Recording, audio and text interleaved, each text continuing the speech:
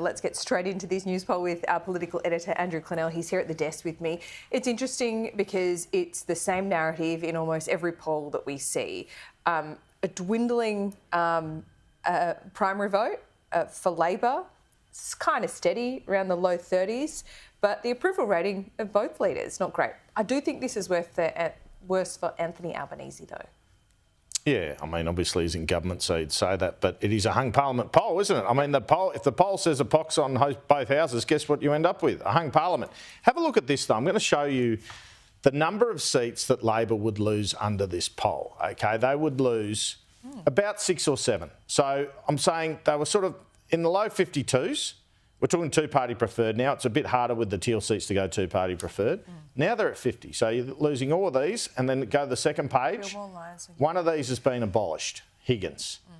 So whether I think they've been given an additional one nominally. So let's say they lose 6 seats. They're at 72.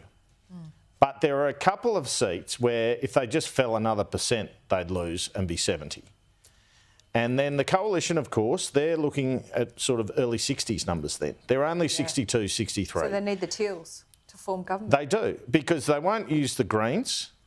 And Rebecca Sharkey and Bob Katter, you doubt, would go with them. Wilkie would go with them probably, but then do they have to promise him something?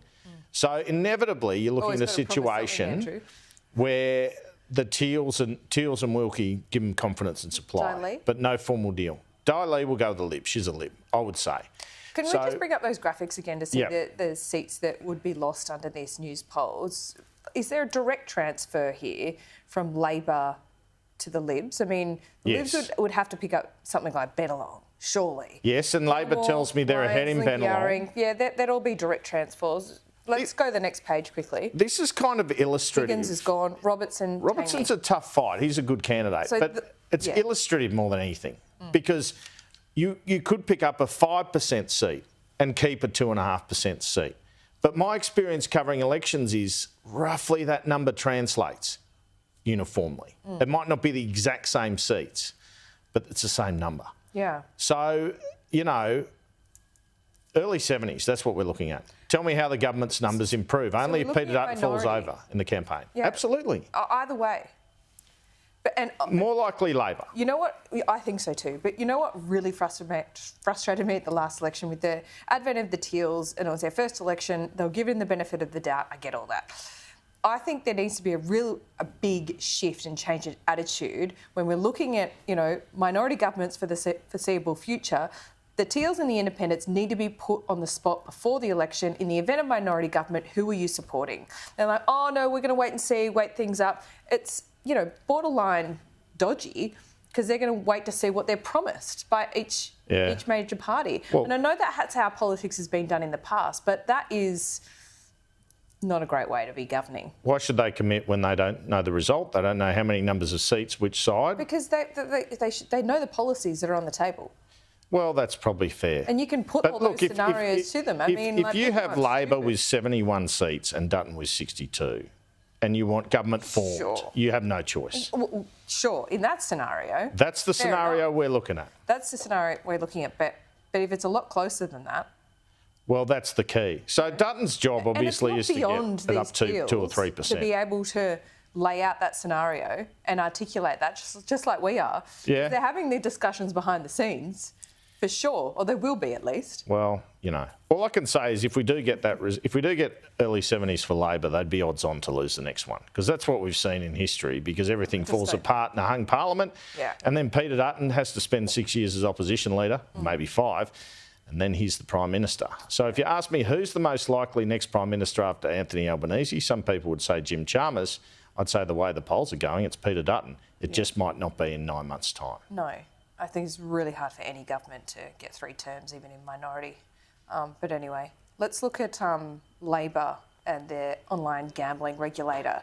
Now, it's not on the cards because even though it's a major recommendation, what's happened here? So Peter Murphy, all the attention's gone on this gambling advertising recommendation. We already know that's going to get watered down. Which for us in the television industry, we probably don't disagree with that much because media has to make money from some ads, but it'll be good to see it scaled back, declaring my interest there. But there's also another recommendation from this Peter Murphy committee for a national regulator And Amanda Rishworth, the Social Services Minister, said, look, she's prepared a package and that's not in there. And I find that pretty extraordinary, really, because you would expect them to at least establish that national online gambling regulator. Let's have a listen to Amanda Rishworth.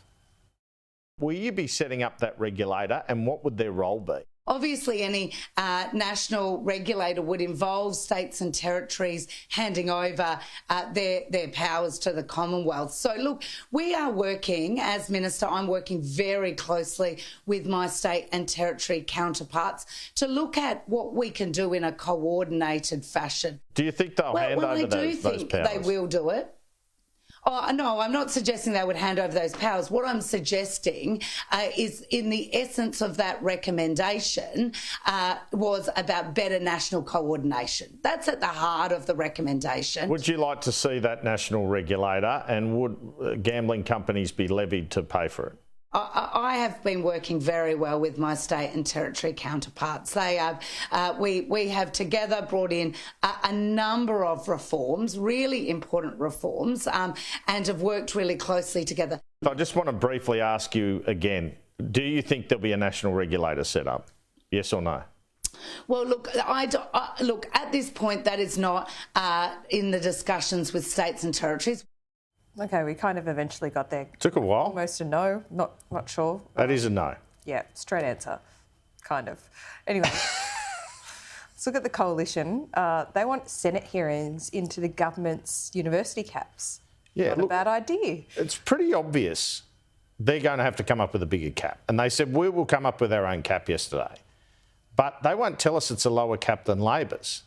So they say that the government's doing this under a bit of a cloak of secrecy. Every uni's got its own cap. But I thought what else was interesting in this interview with the opposition's education spokeswoman, Sarah Henderson, is her anecdotes, which ring true to me, because I've heard similar, about an entire tutorial being held in Mandarin, about a student having to hold up a phone with Google Translate on the phone to understand what the tutor was saying in a university. Now, is this the university system we want? I think the government's got a point with the caps. It's all about how it's implemented, I guess, because Sydney Uni, 50% foreign students, I don't think is what Sydney Uni was established for. Here was Sarah Henderson yesterday. Australian students are sitting in lecture theatres. 75% of the students are foreign. They're divided in terms of their work. They can't work together. Even foreign students who are using Google Translate, they're holding their phone up to a lecturer to understand what's going on. There was the story a few weeks ago about a young first-year commerce student at Melbourne Uni. He's just left commerce because his entire tutorial was basically being spoken in Mandarin, including from the tutor. The occasional bit of English here and there, but every other student in his class was a foreign student. They were all speaking in Mandarin, and he was just in despair. He couldn't learn, and that is not good enough. But how widespread do you think those stories are? I think they're pretty widespread. Talking to people after that was played, I had a couple of people who've been students in universities talk to me about people who can't speak English in their classes, including journalism classes, and I've heard that How does before. that affect them? Well, it's a joke, isn't it? I mean, if you're an Australian trying to get into a journalism course, our profession, for example, or I had a journalism politics double major, you need to work your butt off to get a certain mark. If you're from a low socio-economic status, you've got less of a chance of getting there. Yeah. If you're from a public school, you've got less chance of getting there. But don't worry, if you're from China and can't speak English, just hand over 70K and you're at university. That's not how we get to be a clever country. That's how we get to be a dumb country. I agree with you. I think there is an over-reliance on university. This is another argument we can have another time, whether journalism needs to be in universities and is more of a vocation and a trade. Look, that's an argument we can have another time. But in the end, universities are our second biggest export. It's the only thing we don't dig out of the ground. Yes, there's an over-reliance on foreign students, but this is a blunt instrument. We're not just talking about University of Sydney, right? We're talking about James Cook University in Townsville. We're talking about... They're lifting the regional numbers. They're lifting the regional numbers. 78% they claim. On figures 5 years ago. Well, if you ask most Australians if they think 270,000 new international students a year is enough for Australia, I think they'd say yes. I think so too, but I don't think the argument that it's dramatically affecting the housing market is where it's at. I think that's a furphy, especially when you look at South Australia. I mean, Peter Malinowskis just 2 weeks ago said, hang on, it's not a housing issue where we are. We've got 10% vacancy for student accommodation. There you go. So that's a bit of a political lie that's convenient for both major parties. I think that's probably true, but I still think we've got to stop 500,000 net migration a year. I do as well, but to do this in such a blunt way, where are these universities finding that money? And there's no solution being offered from the government. If you don't have, if you're losing $14 million a year at a regional university because you're not having these students, that affects research and development, that affects productivity, that affects a pipeline of jobs going into the economy. So we can't sit here and pretend like, this blunt instrument doesn't have a huge effect. I'm starting to wonder if I'm talking to Laura Jays or Mark Scott. Look, the government's argument is... not Mark Scott. The government's... no, sorry to insult you. Look, the government's... I used to work for Mark Scott. The government's argument is...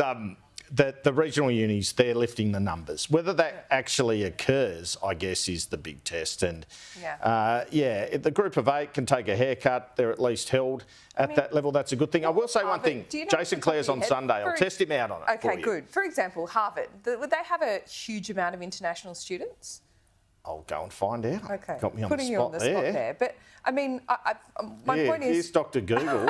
I don't think Australia would be alone in having a huge amount. 50%? Well, I don't know. That's a very good question. Okay. That's an appropriate question. Should we pick it up another time? Yeah, I'll send you a text. You can tell the viewer. All right? Okay, thanks, Andrew. We'll see you soon. Bye.